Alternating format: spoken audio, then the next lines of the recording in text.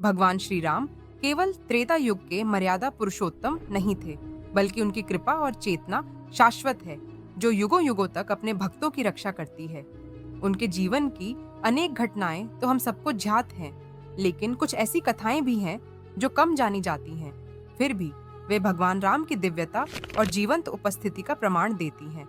ऐसी ही एक विलक्षण घटना अयोध्या से जुड़ी है, जब एक प्राकृतिक आपदा से पूरा नगर भयभीत था और भगवान श्री राम ने स्वयं स्वप्न में प्रकट होकर अपने भक्तों को मार्ग दिखाया और नगर की रक्षा की। यह कथा न केवल उनकी दिव्य शक्ति को सिद्ध करती है, बल्कि यह भी बताती है कि राम का नाम और उनकी छवि आज भी संकटों को हरने में उतनी ही सक्षम है जितनी वे स्वयं अपने सशरीर रूप में थीं। यह घटना उस समय की है जब श्री राम अयोध्या के राजा के रूप में शासन कर रहे थे। नगर में समृद्धि और धर्म की स्थापना थी और लोग सुखपूर्वक जीवन यापन कर रहे थे। लेकिन एक रात सरयू नदी, जो अयोध्या की जीवन रेखा मानी जाती है, अचानक उफान पर आ गई। नदी का जल इतना तेजी से बढ़ा कि पूरे नगर में बाढ़ का संकट छा गया।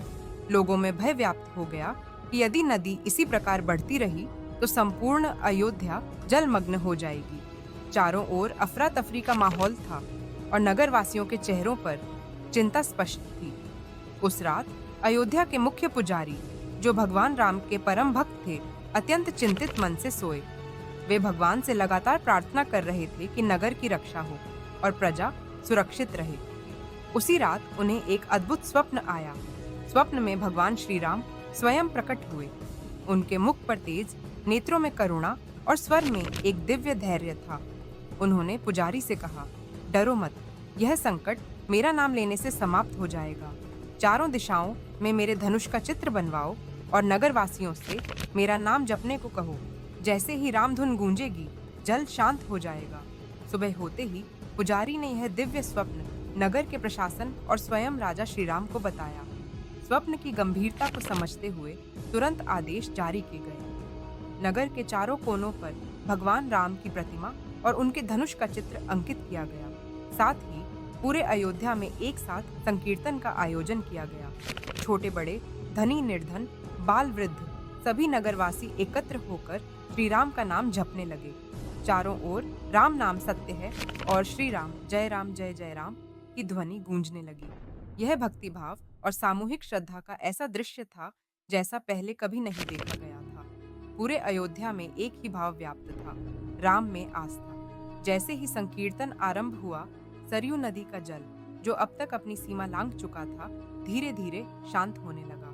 जल का वेग कम हुआ, लहरें मंद पड़ने लगीं और दोपहर तक नदी पूरी तरह अपनी सामान्य स्थिति में लौट आई। यह सब कुछ एक चमत्कार जैसा था, लेकिन यह चमत्कार श्री राम के नाम की शक्ति और भक्तों की आस्था का परिणाम था। इस घटना के बाद अयोध्या में राम नाम के प्रति श्रद्धा और भी गहराई से स्थापित हो गई।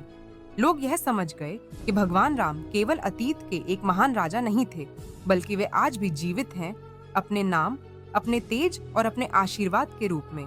यह घटना एक बार फिर सिद्ध करती है कि भगवान राम का नाम स्वयं एक दिव्य अस्त्र है, जो हर प्रकार के संकट को हर सकता है, चाहे वह प्राकृतिक आपदा हो या जीवन का कोई आंतरिक संघर्ष। अनेक संतों ने अपने प्रवचनों में इस कथा का उल्लेख किया है। उन्होंने कहा है कि श्री राम की कृपा केवल उनके जीवन काल तक सीमित नहीं थी। जब भक्त सच्चे मन से उन्हें पुकारते हैं, तो वे किसी न किसी रूप में सहायता अवश्य करते हैं। इस घटना में स्वप्न के माध्यम से भगवान का मार्गदर्शन, उनके नाम की सामूहिक गूंज और धनुष के प्रतीकात्मक चित्र, इन सब ने मिलकर एक अद्वितीय आध्यात्मिक ऊर्जा का संचार किया, जिसने प्रकृति की उग्रता को शांत कर दिया। यह कथा हमें एक बहुत गहरा संदेश देती है। जब संकट आए, जब चारों ओर अंधकार हो, तो हमें केवल एक मार्ग अपनाना चाहिए, श्रद्धा और नाम स्मरण। राम का नाम केवल शब्द नहीं है, वह स्वयं भगवान की उपस्थिति है। जब पूरे नगर ने एक स्वर में राम का नाम लिया, तब वह नाम ही अस्त्र बन गया, जिसने सरयू की उग्रता को हर लिया। इसलिए श्री राम केवल त्रेता युग के एक महान राजा नहीं है, वे एक शाश्वत चेतना है, एक दिव्य शक्ति है, जो समय के पार जाकर भी अपने भक्तों की रक्षा करते हैं।